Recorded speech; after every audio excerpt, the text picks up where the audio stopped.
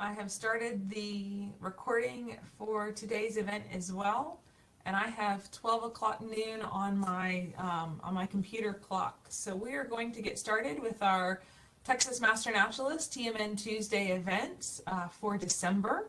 Our presentation today is going to talk about the future of conservation, what it looks like. It's 12 noon now here in Giddings as the bell goes, so that's always an easy way to tell what time it is. All right, so getting us started today, I'm going to cover our tech check that we always cover during our Texas Master Naturalist TMN Tuesdays events. If this is a first event that you're attending and you're wondering why you cannot unmute or share your video, and don't worry, that is intentional. We have over 1,000 participants on these events in some cases, and so attendees are not able to unmute or share their video at this time. If you have noticed that I have changed slides and that I am moving my mouth, but you cannot hear me, telling you that you cannot hear me, hopefully you're reading the screen and fixing your audio settings at this time. Go up to that audio and sound tab. Change your audio settings, make sure your speakers are plugged in, that your audio is all turned up for today's presentation. I'm going to give it just another minute on this slide, so if you are still having issues, you can run through these quick steps. Okay, moving on, hoping that you can hear us. We are going to be using the chat feature to communicate with, for attendees to be able to communicate and participate in today's webinar event. If you are joining us on our Facebook live stream, please know that you're not able to chat with us in our WebEx, and we won't be monitoring the questions that are coming in on our Facebook Live during the active live event, but we will be checking those after the event's over. For those that are on the WebEx side of our event presentation today, we will be using that chat function. Please help us by using full sentences, clear punctuation and spelling, so that we can make sure that we're asking Steve the right question that you intended in the chat. And keep all chat on topic and professional as always. Finally, our final WebEx help resources. We have a hotline and a FAQ page that are always accessible for any of our participants to be able to get their questions answered if they have any WebEx issues. All right, and with that, Michelle, if you'll introduce our TMN Tuesday events, the Master Naturalist program in general, and then introduce our fantastic speaker today. Yeah, so welcome and thank you again, everyone, for registering and attending the webinar today, our TMN Tuesday Advanced Training webinar for December, last one of the year. As a reminder, we hold these TMN Tuesdays once a month, with something we started this year, and we will be continuing in the new year. Today's December 14th, and we will be sending out information about the New Year's events coming up, but we will be back again in the new year. If you're... Sorry, I put these on a different slide. Did, okay. In a different order. Thank you. So second Tuesdays of the month at 12 noon, January 11th, 2022 is our first one of the year, and you see the dates set there. We will also put these listed on our website too. Go ahead. If you're new to the Master Naturalist program or you're not yet a member, we always welcome new members. We encourage you to go to our state website. It's listed there. And you can locate the chapter nearest you or the couple of chapters nearest you at that time and select the chapter that fits you and your schedule. A reminder of our program's mission.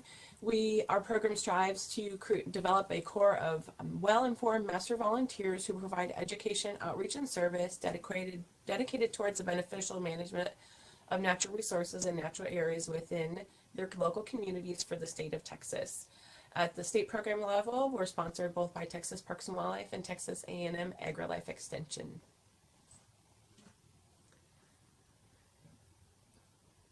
Just a quick little bit of a recap on our webinar etiquette.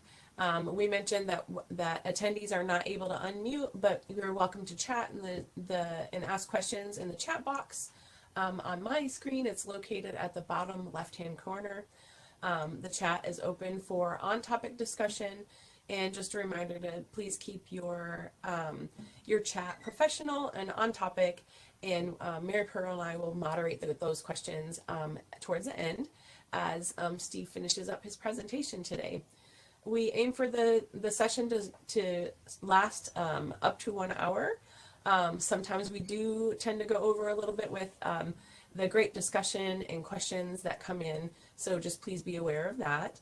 And then advanced training time here. These sessions are eligible for advanced training time as a master naturalist, and you'll just follow our reporting guidelines for that in the length of the session or the recording if you watch it. These are the recordings of our TMN Tuesdays are available for advanced training if you watch them post-event as a master naturalist. And then we do have, I mentioned the recordings, so all of our recordings from all of this year's TMN Tuesday events are on our website. We will get, as soon as today's processes, we will get that posted to our website. We aim to have those up and available by the next day. So tomorrow, be looking for the recording and any other information as a result of today's session on the website. And then with that, it's my great pleasure today to present, and I'm not presenting, but it's my great pleasure to introduce you to Steve Hall. Steve is the Hunter Education Coordinator with Texas Parks and Wildlife. He's held several different positions within the Hunter Education program within Parks and Wildlife. And we have a long history of working together. So Steve, it's so good to see you and have you back again with the Master Naturalist program. For those of you who have attended our annual meeting in the past, you may have seen Steve there talking about wild game recipes and preparing your game for eating in the freezer, and just introducing our Master Naturalist to hunter education and the world of wild game processing and food. Steve was also a part of the development of the National R3 Strategic Plan, and that also led him to be a leader in our agency's R3 plan for recruiting, reactivating our people into conservation. Steve is a 31-year veteran of the Texas Parks and Wildlife Agency, and his presentation today centers on key strategies in the plan and how Texas Master Naturalists, a national model program in its own right, can play an even more important partnership role in the future. So welcome, Steve, and take it away. Thanks for having me, and I guess you're going to hit the old share button and I can hit it here. I'm going to bring up a PowerPoint. Not that you have enough, right?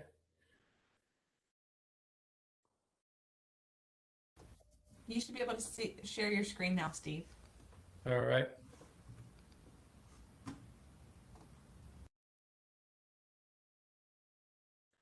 Well, first of all, I'd like to say thank you for having me. I know that Michelle said 31 years. That seems like yesterday. I was outreach and education director for quite a long time. And that led me down a lot of different paths, you know, angler education, boater education, hunter education. So if it was recreationally related, or if the outdoor woman, those of you that have been to Becoming an Outdoors Woman workshops, some of those programs that got its infancy based on really the hunter education program back in the mid 80s that I was involved with. And as we grew a lot of those programs, it was just a world of opportunity. And thanks to Parks and Wildlife, thanks to Master Naturalist and Michelle Married for their partnership over the years. We actually started a Texas AgriLife Extension project along the same lines in the early 90s with the 4-H shooting sports program and also their natural resource program. So it worked hand in hand. I was also in the second Master Naturalist training. So I feel like I feel like was a long time ago, because I'm sure learning a lot anytime I come to the conferences. Again, thanks for having me. I think the attention to this R3 strategic plan is something that not only the master naturalists need to be aware of, but anybody really wanting to participate in conservation, help the agency, certainly partner with the agency, but really where we're heading into the future with really everything from our funding stream to how are we going to protect species and habitat, which is the ultimate goal. Now, as Michelle mentioned, I was part of a national committee that put together the National Hunting and Shooting Sports Action Plan. That plan is available through the Council to Advance Hunting and the Shooting Sports. If you want to look at that plan, you can simply Google the title of that plan, National Hunting and Shooting Sports Action Plan, and you'll get it. There's also a forum nationally called the R3 Forum. It almost looks like my old Colorado State logo that but it's the R3 logo. And again, R3 simply represents recruit, retain, and reactivate, and we'll get into why in a second. The purpose of this presentation, therefore, is really what is R3? Why is it important for an agency like ours to be involved, but more importantly, for anyone to be involved? What are we doing? What are we planning to address going forward into the future of conservation and recreation, outdoor recreation? And finally, we'll wrap up by seeking some of your input, external input, and an important partner inputs into the strategic plan. This is a document that lives. It's hopefully not going to be one that sits on the shelf, but it'll live day to day and certainly is adaptable, moldable, changeable, and we can edit it at any time going forward as we learn things, because one of the most important aspects of this plan is really evaluating our efforts going into the future. So what is R3? Again, it is a national effort, as both Michelle and I have let you know, that it's something that all agencies are thinking about, especially in some of the other states where their funding stream is going downhill, and it's going downhill quickly. And as any business model, and conservation is a business, you know, we've got to do something about that going into the future. We base it off of 4 pillars. The first one, R3 itself, in terms of recruitment, is to gain new participation in the outdoors. And we're talking about outdoor recreation by and large, but again, we know how that ties to conservation, and I'll have some slides later on that show a direct relationship between conservation and recreation. We want to retain those that we currently have, not only those buying licenses or paying excise taxes, but certainly those that are involved somehow by service organizations such as yourself, or just simply conservation minded. And then finally, reactivate those that we've lost. Now, of course, the baby boomers are stepping in to their retirement years, and we're losing a lot of baby boomers. We're actually losing it at a higher rate than most generations. And so that's certainly a concern. We base all of this in what we call the ORAM model. And the ORAM model is the outdoor recreational adoption model. In other words, how does somebody really get adopted into an outdoor recreational lifestyle, an activity, a passion such as conservation? And it really kind of is based on, in the first phase of really an awareness and interest in a trial. I'm first and foremost aware of something. Maybe I've been introduced to it by my family members, maybe a friend. More and more, it's usually a friend that's an older friend, maybe in college. And so we get recruited into the outdoors in many forms. Used to be, we lived in the outdoors and we went back in our back 40, but now, of course, it's more a social introduction, and that awareness is kind of an important first step. But then we gain interest, and gaining interest is also kind of an interesting thing in the sense of, is it something fun? Or is it something that just not so fun? You know, maybe I tried something for the first time and it just wasn't for me. I think of golfing. No, actually, I like golf. But as we get more and more interested in something, we have this key decision to make, and that's the decision to continue. And as we continue with or without social support, you see that red up there, known as social support. Well, somebody's either going to support us through this effort, or we're going to do it alone. We're going to learn it on our own, by gosh, and some of us do that almost better without the support. But most of us do so with support. And as we gain support, we tend to stay active in that activity, especially if friends and family are involved. Some call it a way of life.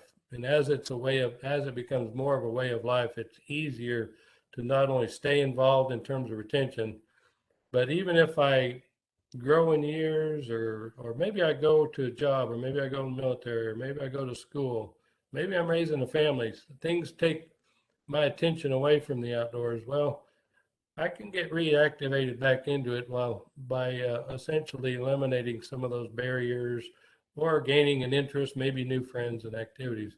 This model is a long-serving model, and it's something that we just keep in mind all the way through the R3 success story. Now, our R3 vision in Texas is quite simple. It's really to create lifelong participation in these types of activities.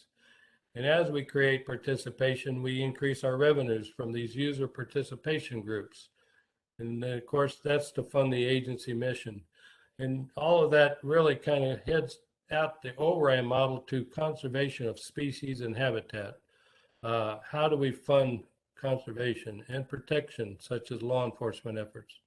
And then how do we increase public support for these activities going forward? And you've all heard the value model. If you don't value it, you tend not to support it. Well, support shows that something has value. And in this case, hunting, fishing, boating, shooting sports have value to millions of recreationists, outdoor recreationists, and families. And in the case of hunting, for example, meat for the table, that's a huge value to lots and lots of families. Now, we've mentioned the fact that funding from conservation and outdoor recreation is huge. It's a model. It's part of the North American model of success in terms of conservation. And most states, if not every state, really relies hugely on license sales and excise taxes from the federal government, the federal excise taxes on sporting arms and ammunition. We really rely on these two funding streams primarily to serve most of the agency's needs in terms of staffing and essentially the supplies, equipment, and services needed to essentially protect habitat and species. Now, with a growing population in Texas, as you all know, it seems like exponential. If you live in San Antonio and Austin, boy, you're going, what is going on? What growth? But certainly those in Dallas, Houston, and even the bedroom communities that are now towns or cities can certainly claim the fact that Texas is a popular state in terms of the future, in terms of where to live, quality of life, and as such, we are growing by leaps and bounds. Now, our hunting and fishing and outdoor recreational activities are staying fairly consistent and staying fairly high because Texas is an outdoor state, year-round state. And so the kinds of things that you see are staying pretty steady, but of course with the population growth, we're losing ground. And you can see in this chart how we're losing ground to the tune of now we're at 29 million folks, past 29 million folks and ever growing. And yet, for example, hunting has stayed consistent at 1.1 to 1.2 million, pretty steady. Again, that's a pretty good number, but relative to the population growth, maybe not so much. And so when I said that we depend on the funding of outdoor recreation fees, 69% come from direct customer contact, and that's the license sales I mentioned and the boat registration and titling. And so motorboat fuel taxes, for example, are part of the equation, but those are federal funds. But boat titling and registration in and of itself, just from boating, fishing, and then hunting license sales, fishing license sales, that's virtually 70% of our income stream. And then federal funds almost equal the rest of that, at 25% roughly. But so if you think about it, over 90% of our funds come directly from outdoor recreation fees. I always get a kick when somebody says, well, I'm a taxpayer and I pay your funds. Well, I say, well, do you hunt, boat, fish? No. Well, you probably don't pay the funds that it goes to support habitat and species. And that's always funny for some people to hear because we're the government, right?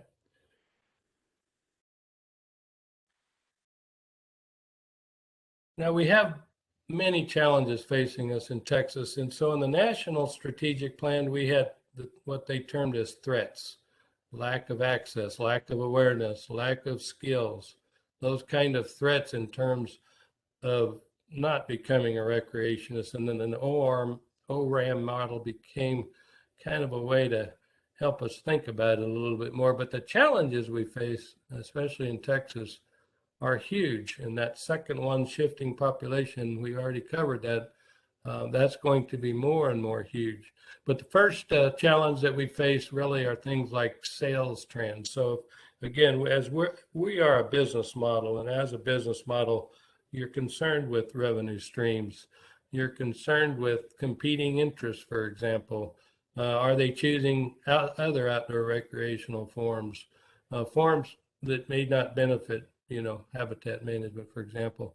Proportionality, the fewer recruits. We talked about that in the sense that if we maintain steady in terms of number of recruits, we're going to lose out because the shifting population. The next challenge is becoming ever greater, and especially more urban and diverse. And I think that as you know, you can place a huge emphasis on this, but it's one thing to emphasize it on paper, but it's another thing to be part of the community, part of the growing community, part of the more urban community, and especially when you're thinking it's kind of almost a little bit back. We're talking about outside and nature and stuff. So how urban can that be? Well, long ago, Parks and Wildlife recognized that and created urban biologists as a way to combat, essentially the stigma or the notion that what we do is strictly out there, way out there in the rural areas. We all too know that the shifting generations, like the millennials replacing the boomers, is a challenge, especially for us boomers, i.e. me, to relate to my son who's a millennial, my daughter who's a Z. And it's interesting how I can really bounce off of them, their ideas and their approaches to things, and go, boy, I'm an old curmudgeon, because that just seems pretty new to me. But we gotta face those challenges, and we know that. And then example of fewer people growing up as land-based cultures. So fewer of us are growing up on the ranches, on the farms of the world, in the nature and the natural part of the world, in rural areas. And as such, our understanding, awareness, and those kinds of things get more and more minimized as we go forward. Our limited resources, certainly, every business seems to have limited resources. Staffing, we just don't have staff to take on new initiatives. We don't have staff to even feed the old initiatives in some cases. I think of state parks on crowded days. I'm at beautiful Lynx Lake State Park today, and it's not as crowded today. But I remember in the summertime, just getting a cabin is really kind of tough. And then our agency priorities tend to be shifting. In a good way, they shift towards the needs, right? The needs of the future. In a bad way, we're living in the past, and we really don't have infrastructure, for example, that we need to sustain a growing population. And then finally, and of course, usually the biggest one in terms of learning, knowledge, skills, and attitudes, it's the big A, the attitudes. And attitudes are an interesting one. And you in Master Naturalist are one of the neatest programs in terms of developing great attitudes about how to take care of nature, how to take care of wildscapes, how to grow wildscapes, how to learn more about the outdoors. I mean, you guys have venues and forums that shape great attitudes about the outdoors. And that disconnection from nature, though, is really all about our urban and more diverse population growth. We get more and more disconnected. I think of phones. Can they disconnect us more from nature, or can they connect us more through creative apps? I always think that that's a paradox myself. And with these challenges up top, the problems, certainly in Texas, that we want to develop solutions going forward to face those challenges. And so for every action is an opposite and equal reaction. Well, if it's a sales trend is the problem, then revenue growth is the solution. Shifting populations are the problems, and diversifying is your solution. And how are we going to do this? Well, in a very focused strategic plan. And so the strategic plan that we've put together for Texas, which learned something like this, and I'm not sure you see that, but the strategic plan was on the opening slide, and that's just a face of a cover. Really, the strategic plan are about the strategies and about involvement of our customer base and our partners in achieving those strategies. And really, so it's all about, to me, always has been about relationships. So as we develop relationships with one another, with our programs, we are able to share these strategies, get involved in these strategies going forward.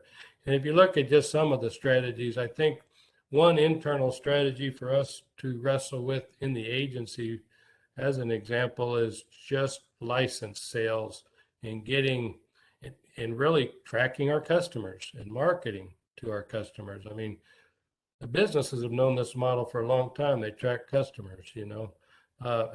Do we have the capability of doing that, or are we just selling paper licenses over the counter like we've been doing so for four decades? So the bottom line is, if we don't get data mining, if we don't track our customers, find a way to easily track our customers, you know, government can hold itself back in many ways. So those are challenges for us in terms of the solutions too, because you first and foremost have to change a mindset. You have to realize there is a problem, and then you have to go after the options and then select what it's going to take to overcome those challenges. And so here's just some of the strategies in a general sense. You know, for example, the resources. Well, we've just decided on hiring a couple of R3 staff just to keep up with this strategic plan, because if we're going to involve all these customers and partners and internal and external agents, you know, we're going to have somebody to kind of help us keep marching along these strategic directions. And as we do, and most importantly, evaluate and measure some of these strategies as we go forward. We've been not so good at measuring or evaluating programmatic things in the past, such outreach and education programs, for example. And, you know, are we making an impact? Are we changing lives? I think we all know we do anecdotally, but really do the data show that? And those are the kinds of things that we're trying to answer when we do that. This is a copy of that R3 plan. And as such, if you see a copy of this plan, you know, get a hold of it. It is online. It is at our website. Look through it. Look at the strategy. See if there's something that you can take ownership in personally or as an organization.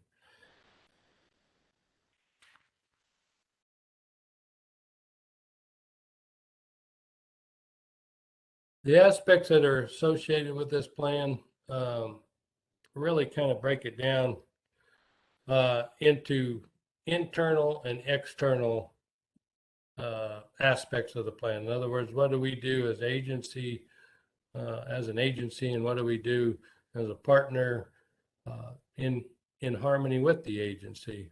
And when I say in harmony, we really have a collective set of goals, and as we try to reach those goals together, we can do so. Some of our cross-program goals internally involve that measurement, like I said, in terms of how is the success of an R3 program measured, number one, and of course, what do those outcomes look like, and what do we know is success? You know, there's going to be some of this that, like in the past, we kind of just blind our way through and try to get forward in terms of some sort of strategy and then try to see if it works. And yet we didn't have the tool in place to properly measure that. And those are, again, challenges that we face. Communicating the value of the outdoor recreation, I think you guys in Master Naturalist program do that better than anyone. You have the full scope of knowledge of what the outdoor community, what the natural community looks like. and most importantly to customers that want to recreate in the outdoors, what is the value for their recreation? It's an economic value, personal value, physical exercise, spiritual value. You go down the list of values that they get out of outdoor recreation, and not even getting into the type of outdoor recreation, but we all know quality of life is enhanced, physical exercise, those kinds of things.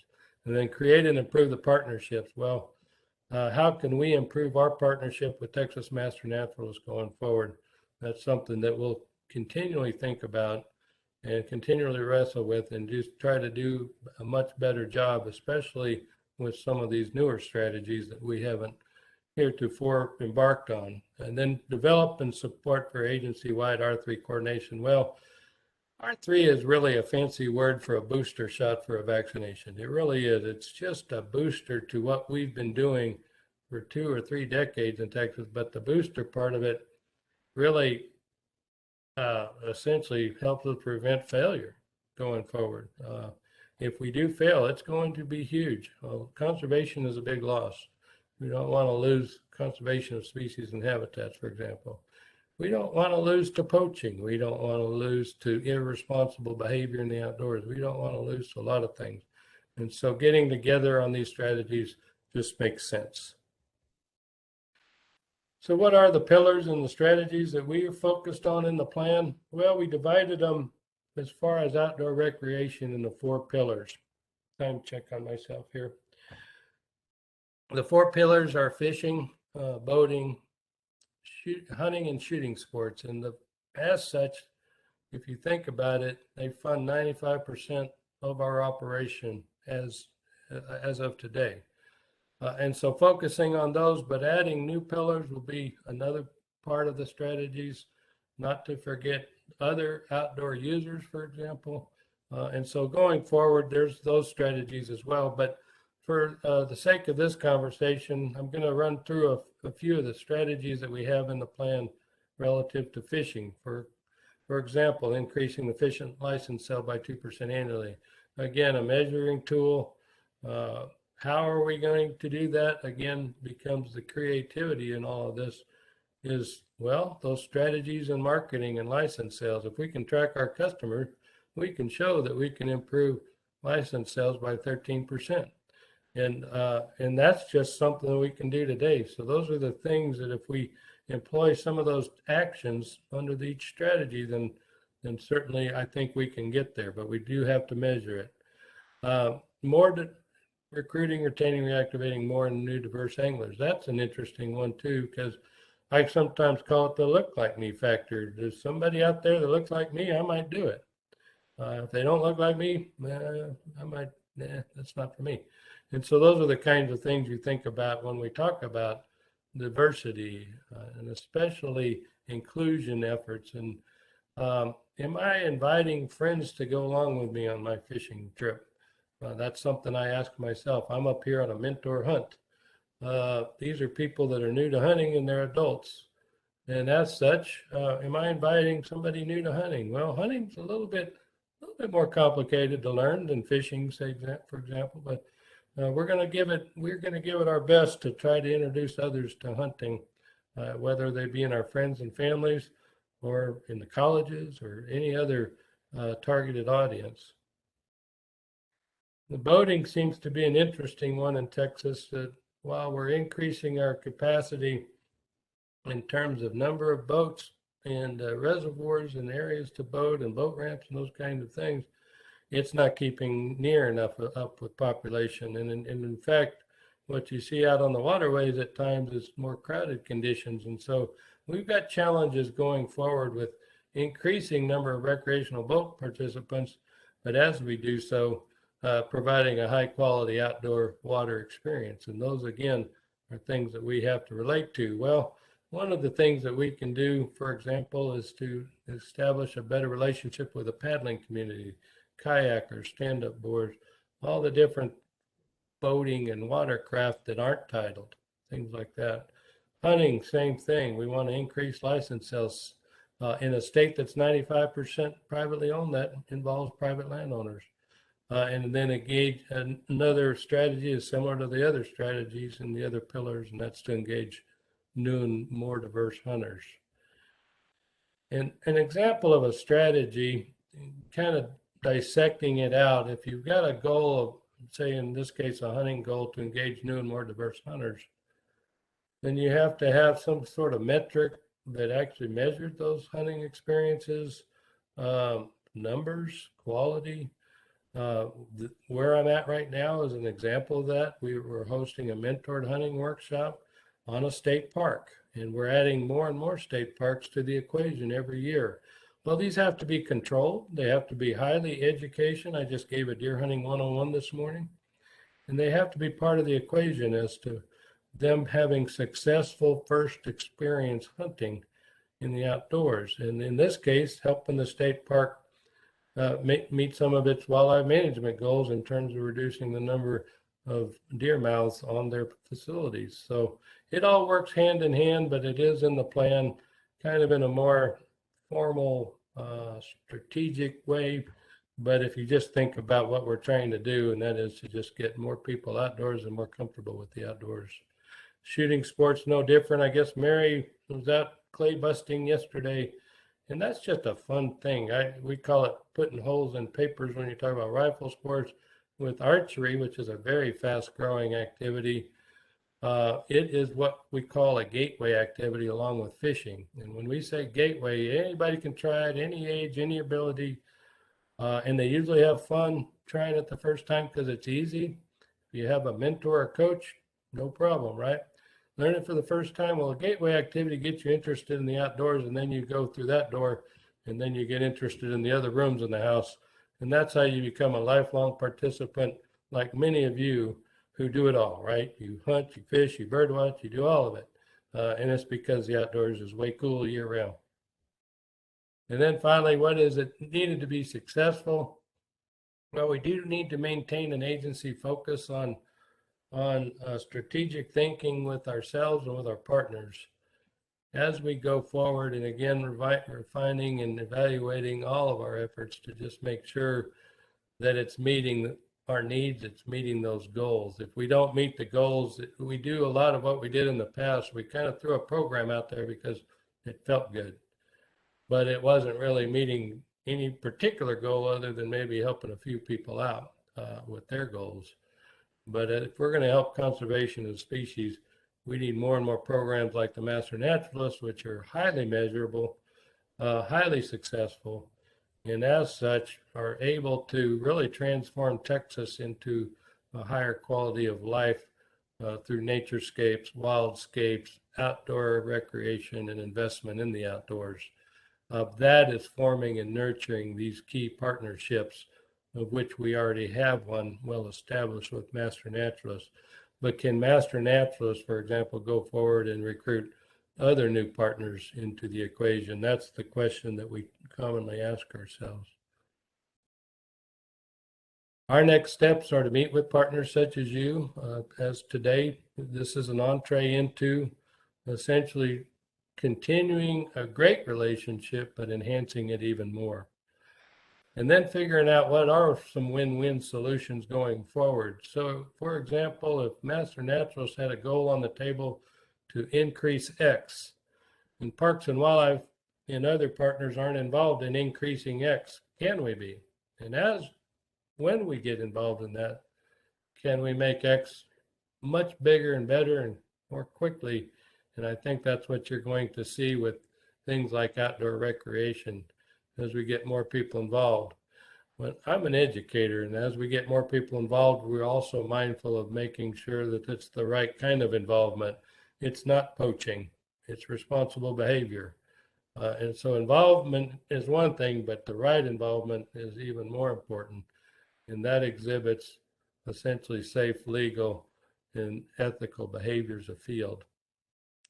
As we complete this plan, we want your input.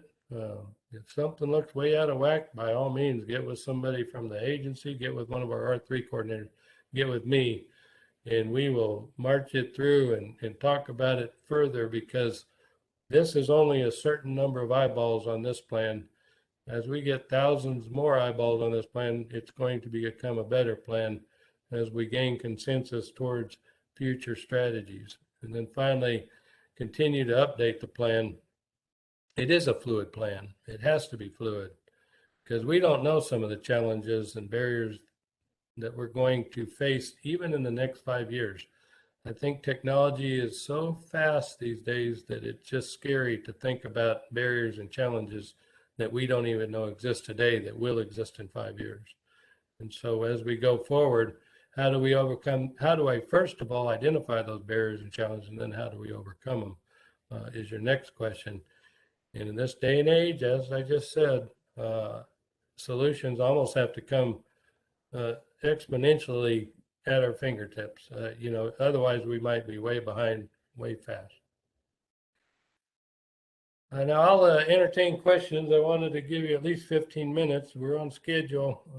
I want to tell you that I came from an outdoor family of all 4 pillars. We certainly did it all. We voted and we hunted and we fished, and we shot a lot of guns and firearms and archery equipment. And as such, we made it a way of life. Well, I have 9 siblings, and I have 5 older brothers. So the reason I got involved in hunter safety and firearm safety, for example, was the fact that as a 6-year-old, I was Ralphie. I'm the one that shot myself with my Christmas BB gun in the tongue of all things. Long story that goes with it, but the bottom line is I was raised Catholic, and so the penance for the rest of my life is to teach firearm and hunting safety. And that's probably why when I came back from my retiring the first time around at Parks and Wildlife, I came back and solely into hunter education to continue my penance for the rest of my life. But I have introduced many family members, my son and my daughter, and I've introduced a lot of my family, nieces, nephews, but a lot of friends into the outdoors. I think if all 1,000 of us did that, by gosh, we'd have a lot more solutions than we'd have problems. But thank you for your attention. I'll entertain any questions about the R3 plan going forward. And certainly you'll have my contact information. And if you can't get a hold of anybody, please call me 24/7. I'm always available. Ask a hunter education instructor or student. I've given out more hunter education cards on weekend probably sometimes than I do during the week when the season is just rolling around. So, but I want to make sure they get the opportunity to go outdoors, and I don't want hunter education to be a barrier to that. Thanks, Michelle. Thanks, Mary. Appreciate you having me. We're happy to have you. We have 2 questions in the chat for you. The first question asks, when you refer to funding the operation, what are you talking about? Is that all of TPWD, or can you expound on that? You bet. So funding an agency such as a Fish and Wildlife Agency involves funding biologists, game wardens, communication specialists, education specialists, and then a lot of administration specialists, for example, to keep our finances straight, to keep our budgets, to engage in legal unfortunate activities. I mean, so you name it all. So Parks and Wildlife, as you know, as a representative of our agency, is comprised of divisions.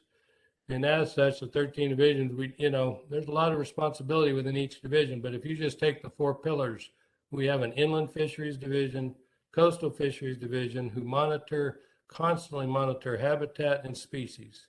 We have wildlife division, same thing on the land side, right? We have game wardens to protect those resources in many ways from irresponsible actions such as poaching. And so you have all this operation that is out there on the landscape trying to do good for conservation, for species, and for habitat. And again, that's really the end goal. How do we protect species and habitat? How do we conserve it? How do we use it wisely? And that's conservation. So those are the things that we think about in terms of operating expenses. We're talking mostly a salaried agency of 3,000 employees. Now, that's just Texas Parks and Wildlife. Now think about all the other natural resource agencies, and then think about all the partners involved. So we invest all of our operation, not just the agency's operation. We're talking about nonprofit budgets. We're talking about, like, for example, Ducks Unlimited budget, 70% of their budget goes towards habitat production, waterfowl habitat production. water-based production. So think about that. If 70% of their budget goes straight to the resource in terms of habitat enhancements, that's a huge partner to have along our, going side by side forward. I hope I answered your question.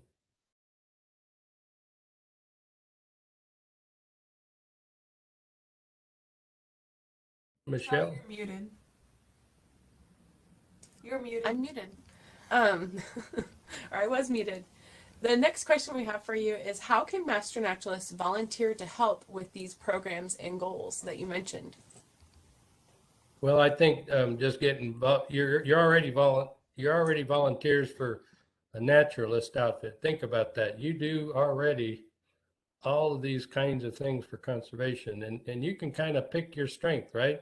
You may be a water person, or you may be somebody that loves wildflowers for butterfly gardens. I mean, those all help habitat directly, right? So volunteering for other programs is pretty simple. Just go to our website, and if you like something, say it's a water-based recreation, or say it's hunting or shooting sports, or say there is a volunteer opportunity for you in many programs. I think of how many of, when I first started in the 80s, I think of how many of our hunter education instructors went on to become angler education instructors when we created that program, or boater education instructor, which used to be called water safety. And so they became instructors, and then they go to their strength, right? So we have some archery in schools program instructors today. I don't know if he's on this presentation, but a really good friend, Mike Petrick, he's one of the most outstanding naturalists and bird watchers and stuff that I know. But for me, he was worth gold volunteering at our statewide National Archery in Schools program every year, helping those kiddos, on the line. So he had many talents, and that was just one of them. And that's what I think of, is kind of go to your strength. There's a volunteer opportunity for you virtually in our agency, just about anywhere, but also with other partner groups. Okay. And I'll be happy to help with identifying any opportunities more specifically, but it has to be something that you're, again, awareness, interest, and trial, right? So awareness, interest, trial. And then I'll be your social support, or one of us in the agency would be your social support if you're interested in becoming an angler education instructor or something like that. So the next question we have comes from Heather. And Heather mentions, I feel like part of the Texas's problem is that 95% of the state is privately owned. As the population grows, is there a plan to also substantially grow our public land? Yes. Albeit limited. We just put on a new park, for example, and then a new wildlife management area. So I think that, we look for those opportunities, and as the baby boomers actually retire, you'll see more and more land donations, for example, to the agency from some people that historically have held big private land ranches. And so there are some opportunities coming forward through those kinds of avenues. Certainly there's only so much land in Texas. It's not going to grow any bigger. So working with the private landowner in terms of outdoor recreation is one of the solutions. And that is to essentially do more outdoor recreation on the 95% privately owned lands in Texas. Nature tourism, for example, grew out of that notion. I remember when it really kind of kicked up long about the time Master Naturalist and our wildlife diversity program under John Herron and some of those, John Davis and some of those, I mean, it really kicked up. It really spurred up almost a nature tourism, and Ted Eubanks and all those guys. That nature tourism kind of became pretty strong, and so that's one example. But I will say this: our biologists work hand in hand with the landowners to try to improve habitat and species on their lands. Whether outdoor recreationists unfortunately get to enjoy it or not. But that landscape might be 1 acre, it might be 20,000 acres, and we have to have a strategy for both going forward. Increasing public land, since there is no more land, is really a matter of taking it away from private land ownership. and taking it away is usually in a donation of some sort. Okay. I have another question for you. Comes from Donna Cole. Can you speak on how the R3 plan might be impacted by the Recovering America's Wildlife Act? And if impacted, how might we combine these in messaging in our outreach? Well, I mean, they're hugely arm in arm, those two initiatives, in the sense that R3 and uh, all your advocates for R3 strategic planning are also sponsors in many cases of that type of legislation that really RAWA will really help with. It does go hand in hand because we're really talking about one of the major pillars. And if we get monies coming into things like endangered species and stuff, that's just more money coming in from one side of the equation that we don't have to use on this side of the equation. And so it really helps the whole overall spirit. Now, in terms of working hand in hand is to identify those strategies. I really do think that the R3 plan is weak on, I hate to use these, sorry, raw strategies. I really think it's kind of weak there. I think we can beef it up more, but I think it's kind of like we're trying to hope that that comes through, and we're very confident that it will, and that as it comes through, making sure we incorporate it into this R3 strategic thinking going forward. And if you're thinking about R3, we're thinking about recruiting others into the outdoors, retaining them, and then of course reactivating when we have to. But I think the recruitment and retention aspects is to get other people involved in the initiatives that RAWA will bring to the table, mostly funding to existing initiatives. That'll be really important funding. Okay, I have another question from a chapter, and they say, our chapter is taking over the exhibit hall at the Southeast Texas State Fair in April. We are pulling in our partners to bring nature appreciation to the general public. Do you have ideas that we can use to draw people to hunting and fishing? Yeah, I mean, I just call it Wildlife Expo. Our greatest idea for those kinds of events was have everybody there in the room. And when somebody comes up, they pick the smorgasbord, they go here, and then they go there, and then they go there, and they kind of give it all a try. And that's the way to go, is that we all come arm in arm to those kinds of events. So life's better outside. I hope that Rob Owen and his outreach team get more and more back involved, I should say, with the state fair in that capacity. At the very least with archery, we used to do it back then.